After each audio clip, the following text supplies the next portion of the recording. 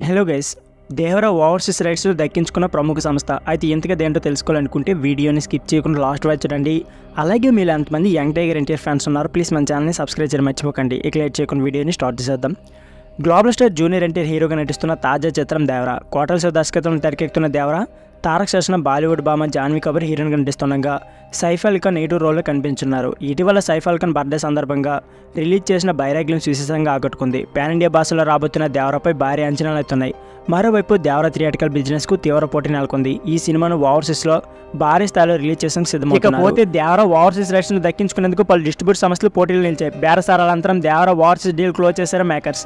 దేవరా చిత్రాన్ని యూఎస్ఏలో ప్రత్యేకంగా మూవీస్ మరియు హంసిని ఎంటర్టైన్మెంట్ సంయుక్తంగా డిస్ట్రిబ్యూట్ చేయబోతున్నాయి. ఇందుకు సంబంధించి అధికారికంగా ప్రకటించారు సదరు డిస్ట్రిబ్యూట్ సంస్థలు. దీంతో పాటుగా దేవరా ఫిల్మ్స్ను సెప్టెంబర్ 26న ప్రారంభించబోతున్నట్లు వెల్లడించారు ప్రత్యేకంగిరి సినిమాస్.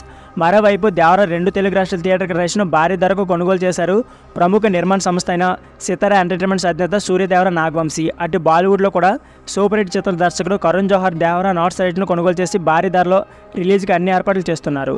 భారీ బడ్జెట్తో తెరకెక్కిస్తున్న దేవరాకు అనిరుద్ సంగీతం అందిస్తుండగా ఎన్టీఆర్ ఆర్ట్స్ మరియు యోసద్ ఆర్ట్స్ బ్యానర్ సంయుక్తంగా నిర్మిస్తున్నాయి. సో ఫ్రెండ్స్, ఇది వీడియో. ఈ వీడియో నచ్చితే please like, share and subscribe my channel. Thank you for watching.